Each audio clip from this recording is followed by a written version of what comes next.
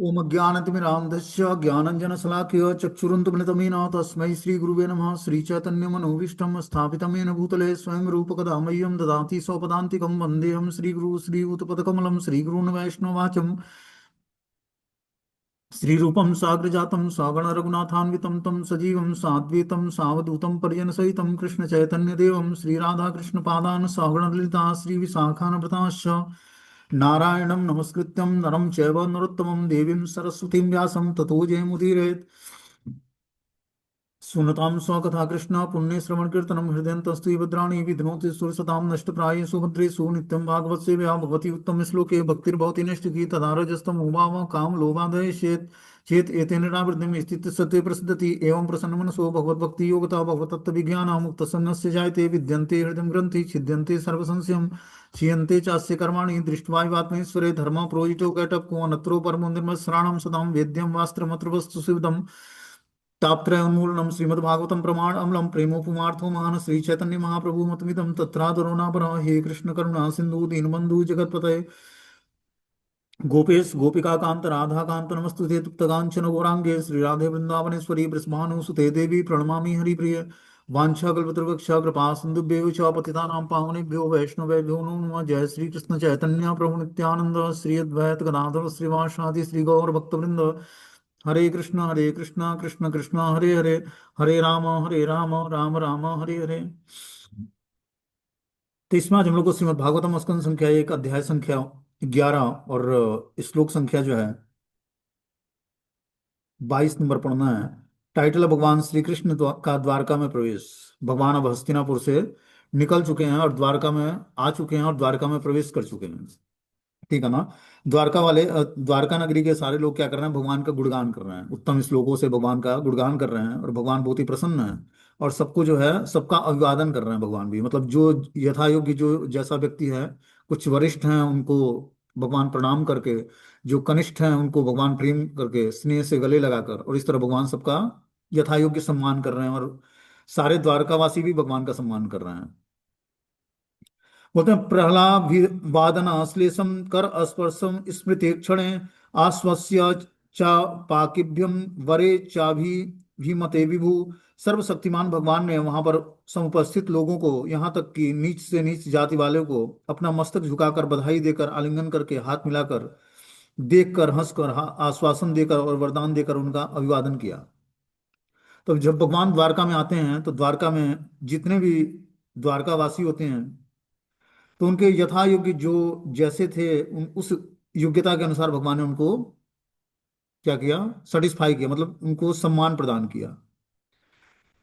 बता रहे हैं कि उच्च से उच्च जातियां और निम्न से निम्न जातियां तक को भगवान ने मस्तक झुकाकर बधाई देकर आलिंगन करके हाथ मिलाकर देखकर और हंसकर आश्वासन देकर और वरदान देकर उनका अभिवादन किया। तब भगवान ने ज्येष्ठ वरिष्ठ संबंधियों तथा अपने अपने पत्नियों के साथ आए सशक्त ब्राह्मणों के साथ नगर में प्रवेश किया। वे सब आशीर्वाद दे रहे थे और भगवान के यशों का गान कर रहे थे। तो जो ब्राह्मण वर्ग था वो अपने पत्नियों के साथ भगवान का स्वागत करने के लिए आए नगर में। अब भगवान नगर के बाहर जब वो सारे लोग आए पत्नियों के साथ, सारे ब्राह्मण जो ज्येष्ठ और वरिष्ठ संबंधी थे, तो भगवान को साथ लेकर जो है अब वो नगर में प्रवेश करते हैं। वे सब आशीर्वाद दे रहे थे भगवान को और भगवान के यशों का गान कर रहे थे। दूसरे लोग ने भी भगवान की महिमा की प्रशंसा की।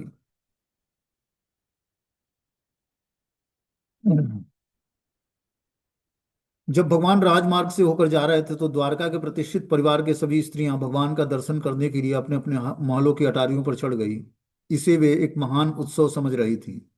तो फिर क्या हुआ, जब भगवान राजमार्ग से होकर जा रहे थे, द्वारका में प्रवेश कर चुके हैं भगवान, तो द्वारका के प्रतिष्ठित परिवार की सभी स्त्रियां भगवान का दर्शन करने के लिए अपने अपने महलों की अटारियों पर चढ़ गई, मतलब महलों की छतों पर चढ़ गई।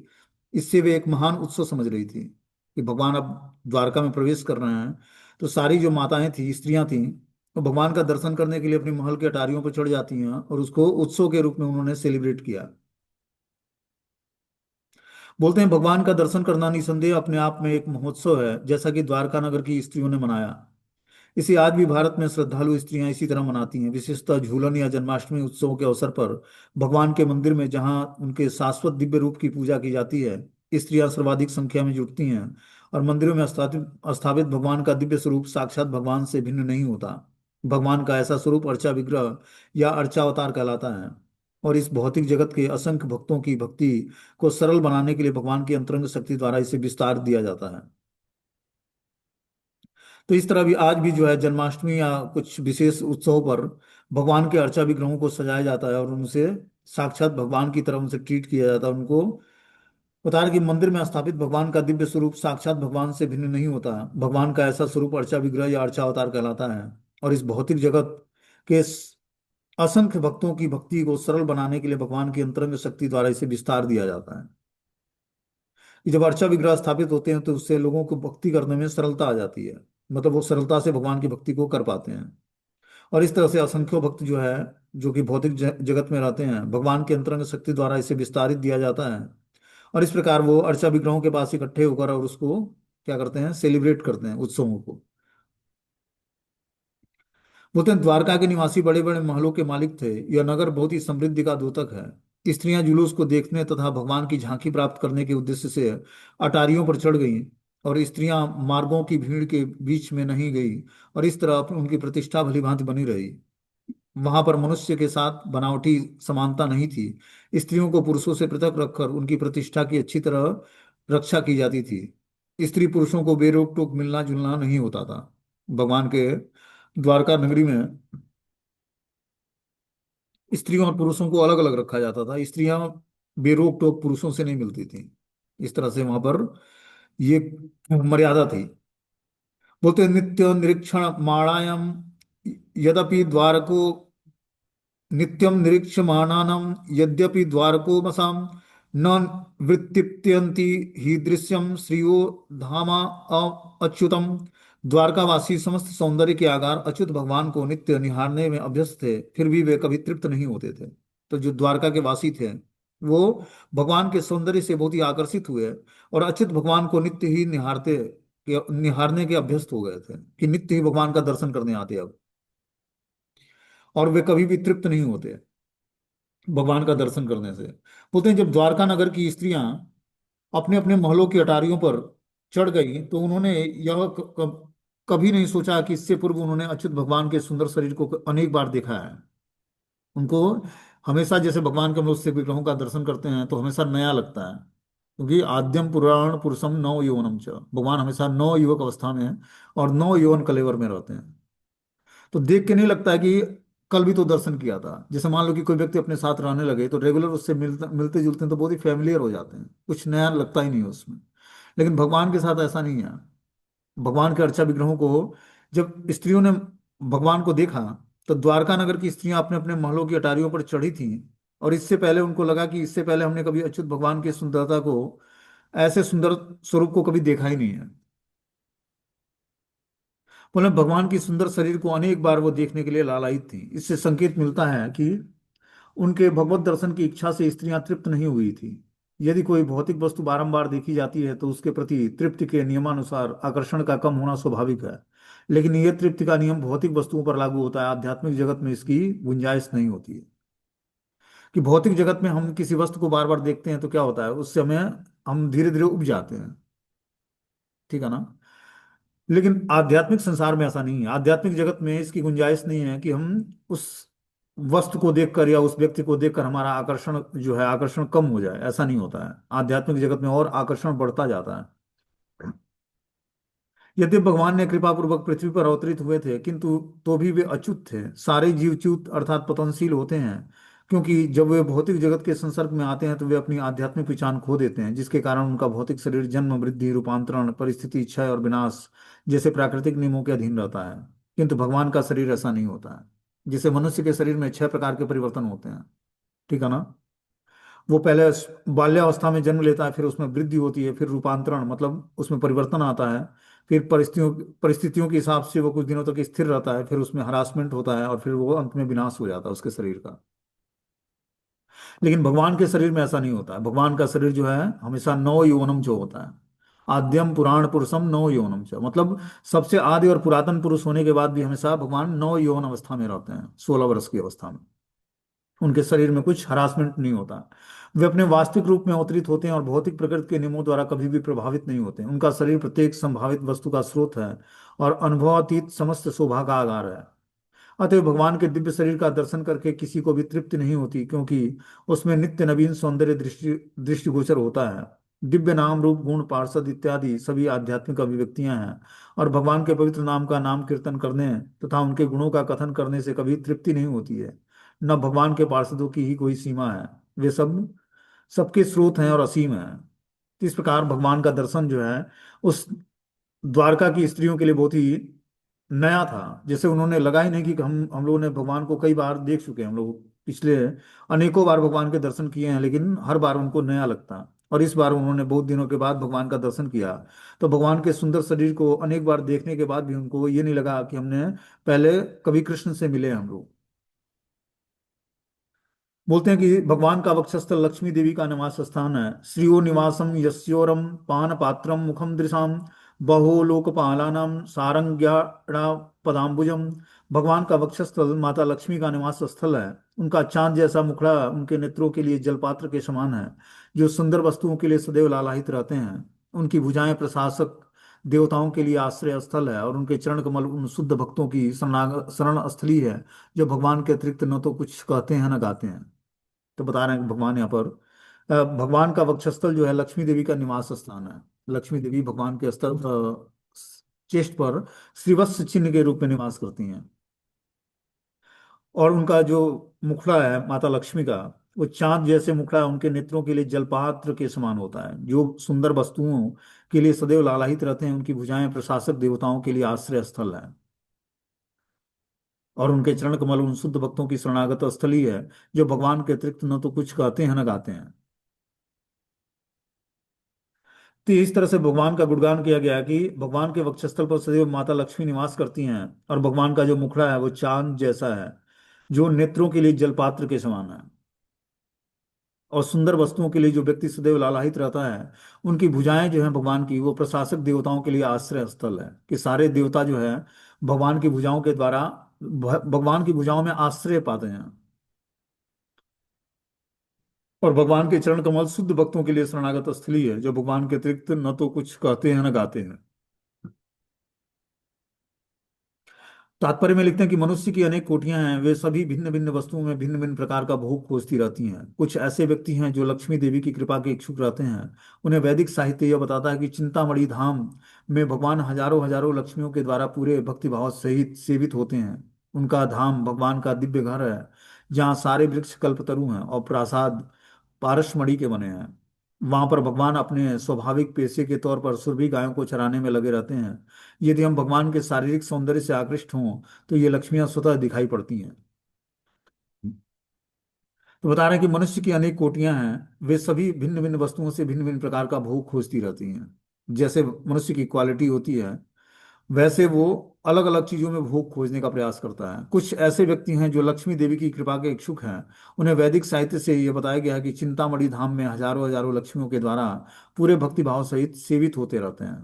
कि भगवान जो है अपने चिंतामणि धाम वैकुंठ में या फिर गोलोक वृंदावन धाम में, भगवान हजारों हजारों लक्ष्मियों के साथ भक्ति भाव से क्या होते हैं, सेवित होते हैं, भगवान सेवा लेते हैं। यह धाम भगवान का दिव्य घर है, जहाँ सारे वृक्ष कल्पतरु हैं। तो वैकुंठ के या गोलोक वृंदावन धाम के सारे वृक्ष जो हैं कल्पतरु हैं। कल्पतरु मतलब डिजायर ट्री, समस्त इच्छाओं को पूर्ण करने वाले हैं। और प्रासाद जो बिल्डिंगें हैं वो पारस मणि की बनी हैं।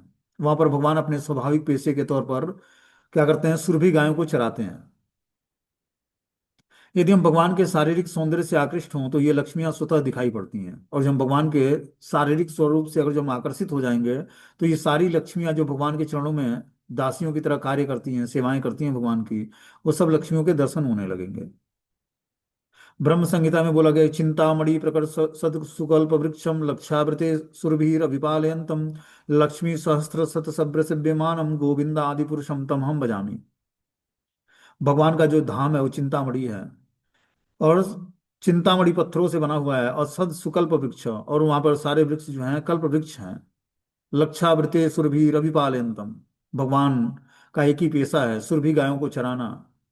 लक्ष्मी सहस्त्र सत सब्र सेव्यमानम, भगवान अनेक लक्ष्मियों से घिरे होते हैं, और भगवान की वो लक्ष्मियां सेवा में लगी होती हैं। ऐसे आदि पुरुष गोविंद की मैं पूजा करता हूँ, भजन करता हूँ। ब्रह्मा जी बताते हैं पांचवें ब्रह्म संहिता के 5वें अध्याय के 29वें श्लोक में। बता रहे हैं कि जब भगवान द्वारका के राजमार्ग से होकर गुजर रहे थे तब एक श्वेत छत्र तान कर उनके सिर के धूप से बचाया जा रहा था।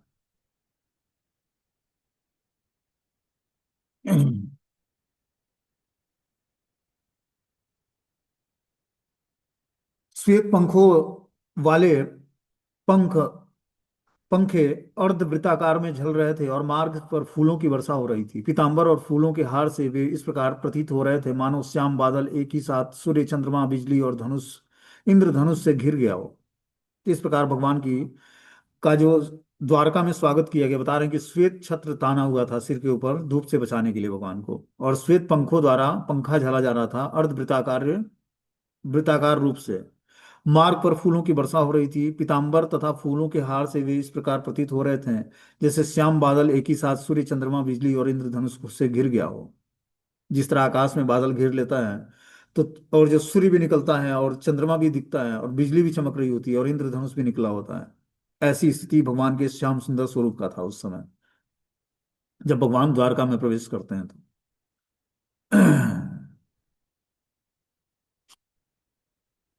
बताने की प्रविष्टस्तु गृहम पितरो स्वक्यम स्वमातृभिः वो वंदे शिरसा सप्तम देवकी प्रमुखा मुदा।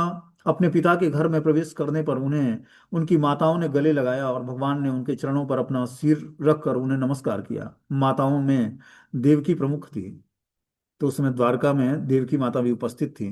बता रहे हैं अपने पिता के घर में प्रवेश करने पर उन्होंने उनकी माताओं ने गले लगाया। जो भगवान की माता थी देवकी माता, उन्होंने कृष्ण को गले लगाया और भगवान ने उनके चरणों पर अपना सिर रखकर उन्होंने नमस्कार किया। माताओं में देवकी ही प्रमुख थी। आगे बता रहे हैं कि माताओं ने अपने पुत्र को गले लगाने के बाद उसे अपने अपनी गोद में बिठाया। विशुद्ध स्नेह के कारण उनके अस्त्रों से दूध निकल आया। वे हर्ष से विभोर हो गईं और उनके नेत्रों के अश्रुओं से भगवान भीग गए। जब भगवान कृष्ण वृंदावन में थे तो गौवें भी उनके प्रति स्नेहिल हो उठती थी और वो भी वात्सल्य भाव में उनके थनों से दूध निकलने लगता था। तो उनकी विमाताओं का क्या कहना, जो उनकी माता तुल्य ही थी। तो भगवान वृंदावन में जब थे तो सारी गौवें भी भगवान को देखकर स्नेहिल हो जाती और उनके थनों से दूध निकलने लगता। और जो माताएं थी, विमाता मतलब जो उनकी दूसरी माताएं थी ब्रज की, उनके अंदर भी धीरे धीरे वात्सल्य भाव मर जाता है कृष्ण को देखकर।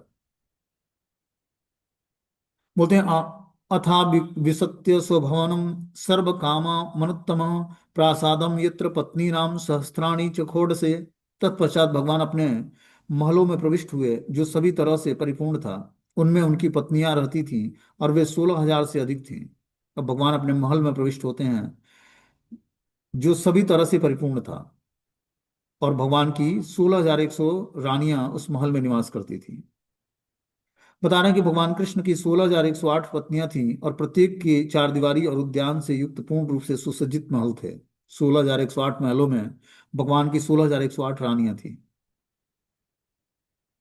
सब चार दीवारियों से घिरा हुआ था और उद्यानों से युक्त सुसज्जित महल था। इन महलों का पूरा विवरण दसम स्कंद में विस्तार से दिया हुआ है। सारे महल सर्वोत्तम संगमरमर पत्थर के बने थे। वे रत्नों से प्रकाशित थे और मखमल और रेशम के पर्दों तथा गलीचों से सजित थे, जिनके किनारे पर सोने की जरी लगी हुई थी। इस प्रकार भगवान का ये ऐश्वर्यशाली राजमहल था 16,108, जहाँ पर भगवान की समस्त रानियां 16,108 महलों में विराजमान थी। बता रहे हैं दीर्घ काल तक बाहर रहने के बाद अपने पति को घर आया देखकर श्री कृष्ण की रानियां मनी मन अत्यंत हर्षित हुई। अब कृष्ण को पाकर उन्होंने जितनी भी पत्नियां थी भगवान की, सब मनी मन हर्षित हो गई और वे अपने अपने आसनों और ध्यानों से तुरंत उठकर खड़ी हो गई भगवान की क्या करने के लिए, स्वागत करने के लिए। सामाजिक प्रथा के अनुसार उन्होंने लज्जा से अपने मुंह ढक लिए और दृष्टि नीचे किए हुए देखने लगी।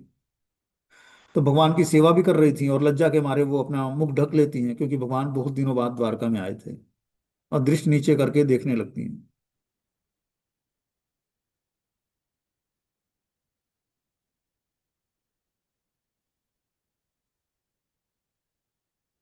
रानियों की दुर्लभ उत्कंठा इतनी तीव्र थी कि लजाई होने के कारण उन्होंने सर्वप्रथम अपने अंतरत्म से भगवान का आलिंगन किया।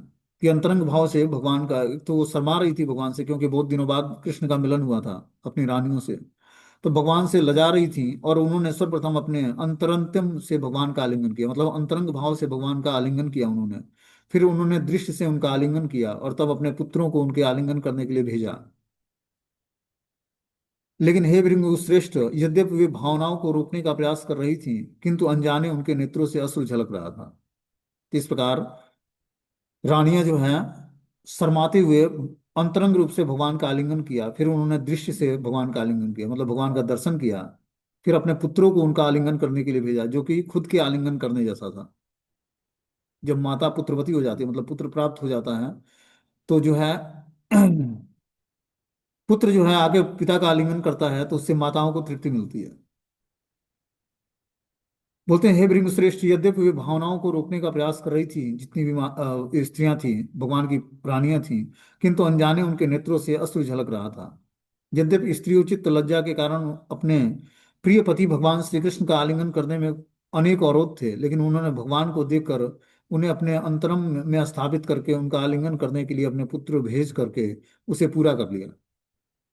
कि अंतरंग में उनकी इच्छा थी भगवान का आलिंगन करने के लिए, लेकिन वो शर्मा रही थी। इस कारण से उन्होंने क्या किया, अपने पुत्रों को भेजकर भगवान का आलिंगन कराया, उससे वो संतुष्ट हो गई। लेकिन इस पर भी काम अधूरा ही रहा, और अत्यंत प्रयास करने के बाद भी उनके आंखों से आंसू ढुलने लगे। पुत्र को पिता का आलिंगन करने के लिए भेजना अप्रत्यक्ष रूप से पति का आलिंगन करने जैसा है, क्योंकि पुत्र माता के शरीर से ही विकसित होता है। पुत्र द्वारा द्वारा आलिंगन पति पत्नी द्वारा काम भावना की दृष्टि से किए जाने वाले आलिंगन जैसा नहीं होता है, लेकिन यह आलिंगन वात्सल्य की दृष्टि से तृप्तिदायक होता है। तो इस प्रकार उन्होंने, माताओं ने क्या किया, जो भगवान की रानियां थीं, उन्होंने अपने पुत्रों को भेज करके और अपनी इच्छाओं को तृप्त करा। बोलते हैं, यद्यपि भगवान श्री कृष्ण निरंतर उनके पास थे और बिल्कुल अकेले भी थे, तो भी उनके चरण उन्हें नवीनतर लग रहे थे। यद्यपि लक्ष्मी जी स्वभाव से चंचला हैं, लेकिन वे भी भगवान के चरण कमलों को नहीं छोड़ती हैं। तो भला जो स्त्रियां एक बार उनके चरणों की शरण में जा चुकी हैं, वह उनसे किस प्रकार विलग की जा सकती हैं।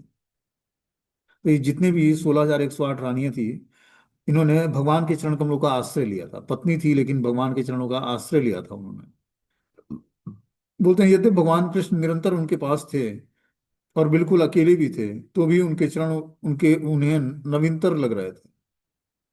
कि माताओं ने जो है, स्त्रियों ने, जो भगवान की रानियां थीं, उन्होंने भगवान का आलिंगन तो किया अंतरंग रूप से, लेकिन उन्होंने नजर उठाकर भगवान का दर्शन भी किया, लेकिन लज्जा के मारे उन्होंने नजर नजर फिर नीचे कर लिया और भगवान के चरण कमलों का दर्शन किया। भगवान के चरणों की शरण ले चुकने के बाद उनसे वो किस प्रकार विलग हो सकती थी। पता ना कि भगवान के चरणों को वो छोड़ नहीं सकती थी, और इसलिए वो निरंतर भगवान के चरण कमलों का ध्यान करने लगी। इस प्रकार वो चरणों की शरण ग्रहण करके और उनसे विलग नहीं हो पा रही थी। बोलते हैं, बद्ध जीव लक्ष्मी जी की कृपा के लिए सदैव भूखे रहते हैं। यद्यपि स्वभाव से लक्ष्मी जी एक स्थान से दूसरे स्थान को जाती रहती हैं। भौतिक जगत में कोई कितना ही चतुर क्यों न हो, वह स्थायी रूप से भाग्यशाली नहीं होता है। संसार के विभिन्न भागों में न जाने कितने विशाल साम्राज्य हुए हैं, संसार में न जाने कितने शक्तिशाली राजा हुए हैं, और न जाने कितने भाग्यशाली पुरुष हो चुके हैं, लेकिन क्रमशः उन सबका क्षय हुआ है। यही प्रकृति का नियम है। लेकिन आध्यात्मिकता में स्थिति भिन्न होती है। ब्रह्म संहिता में कहा कि भगवान की सेवा में सैकड़ों हजारों लक्ष्मियां अत्यंत विनम्रता पूर्वक सेवा करने में लगी रहती हैं। वे भगवान के साथ सदैव एकांत में होती हैं, तो भी भगवान का सानिध्य नित्य नित्य इतना नवीन लगता है कि वे क्षण भर के लिए भी भगवान को छोड़ नहीं पाती हैं। यद्यपि वे स्वभाव से चंचल हैं और इधर उधर विचरण करती रहती हैं, भगवान के साथ आध्यात्मिक संबंध इतना जीवंत होता है कि एक बार उनकी शरण में आ जाने पर भगवान का संग नहीं छोड़ा जा सकता है। तो इस प्रकार भगवान सैकड़ों, बता रहे कि ब्रह्म संहिता में बताया गया है कि भगवान की सेवा में सैकड़ों हजारों लक्ष्मियां अत्यंत विनम्रता पूर्वक सेवा में लगी होती हैं भगवान के। वे भगवान के साथ सदैव एकांत में ही होती हैं। तो 16,108 रानियों के साथ भगवान ने 16,108 महलों में अलग अलग भगवान उपस्थित थे, और इस प्रकार सबसे अपने गृहस्थ जीवन का आनंद ले रहे थे। यद्यप लक्ष्मी जी बता रहे कि भगवान का सानिध्य नित्य नित्य तथा इतना नवीन हो लगता है कि वे क्षण भर के लिए भी भगवान को नहीं छोड़ पाती हैं। यद्यपि वे स्वभाव से चंचला हैं और इधर उधर विचरण करती रहती हैं, लेकिन भगवान के साथ आध्यात्मिक संबंध इतना जीवंत होता है कि एक बार उनकी शरण में आ जाने के बाद भगवान का संग कभी नहीं छोड़ जाती। बोलते हैं, एवं नृपाणम क्षितिभार जन्मना मक्षोहिणीभ्यम परिवृत्य तेजसाम विधाय वैरम श्वसनो यथानलम मिथ्योपधेनो परतो निरायुधम। पृथ्वी पर भार स्वरूप राजाओं को मारने के बाद भगवान को राहत हुई। वे अपने सैन्य शक्ति, अपने घोड़े, हाथी, रथों, पैदल सेना के बल पर गर्वित थे। युद्ध में भगवान किसी भी दल में सम्मिलित नहीं हुए। उन्होंने बलशाली प्रशासकों में शत्रुता उत्पन्न की और वे आपस में लड़ गए। वे उस पर वायु के समान थे जो वासों में घर्षण उत्पन्न करके आग लगा देता है। तो बता रहे हैं, कुरुक्षेत्र के युद्ध स्थल में भगवान ने क्या किया, पृथ्वी के भार स्वरूप राजाओं को मारने के लिए भगवान को मारने के बाद भगवान राहत की सांस लिया भगवान। क्योंकि जब जब अधर्म की प्रधानता होती है और पृथ्वी पर आसुरी राजाओं का साम्राज्य बढ़ता है, तब भगवान को अवतार लेकर उनका विनाश करना होता है। और भगवान इसीलिए प्रकट होते हैं, परित्राणाय साधूनाम विनाशाय च दुष्कृताम। तो भगवान ने क्या किया, जितने भी दुष्कृत राजा थे उन सबों का वध करके भगवान अब राहत की सांस लेते हैं। वे अपनी सैन्य शक्ति, अपने घोड़े, हाथी, रथों, पैदल सेना के बल पर गर्वित थे सारे राजा। युद्ध में भगवान किसी दल में सम्मिलित नहीं हुए। कुरुक्षेत्र के युद्ध स्थल में भगवान किसी भी दल में सम्मिलित नहीं हुए। उन्होंने बलशाली प्रशासकों में शत्रुता उत्पन्न कर दी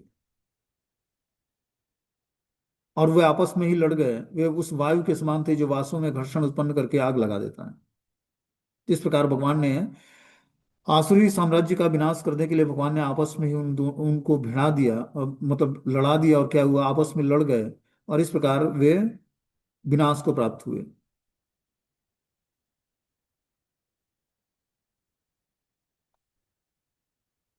आगे बता रहे हैं कि स एष नरलोक अस्मिन अवतीर्ण सोमाया रेमे स्त्री रत्न कूटस्थो भगवान प्रकृतो यथा।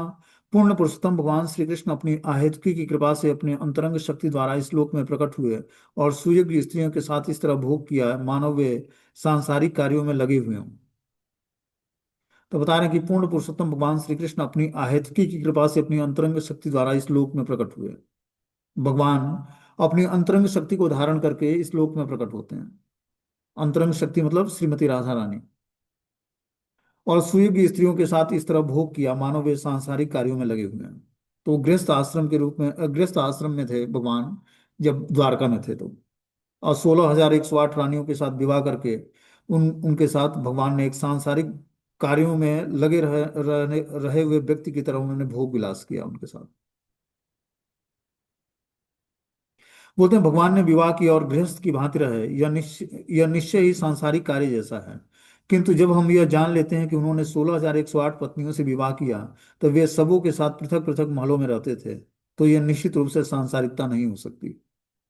कि 16,108 महलों में और 16,108 पत्नियों से विवाह करना यह सांसारिक व्यक्ति का कार्य नहीं है। अतः भगवान का अपनी सुयोग्य पत्नियों के साथ गृहस्थ के रूप में रहना कभी भी सांसारिक नहीं है, और उन सबके साथ उनका व्यवहार कोई सांसारिक यौन संबंध नहीं समझा जाना चाहिए। जो स्त्रियां उनकी पत्नी बनी थी वे भी कोई सामान्य स्त्री नहीं थी, क्योंकि भगवान को पति रूप में प्राप्त करना कोटि कोटि जन्मों की तपस्याओं का परिणाम हो सकता है।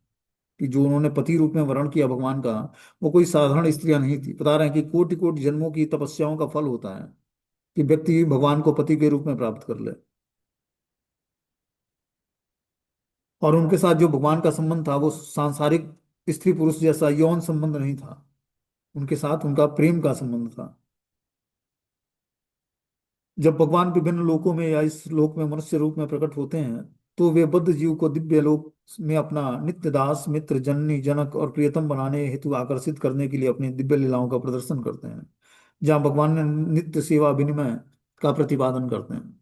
तो भगवान का प्राकट्य किस लिए होता है, वो अपने दास, मित्र, जननी, जनक और प्रियतम को आकर्षित करने के लिए भगवान प्रकट होते हैं और अपनी दिव्य लीलाओं का प्रदर्शन करते हैं।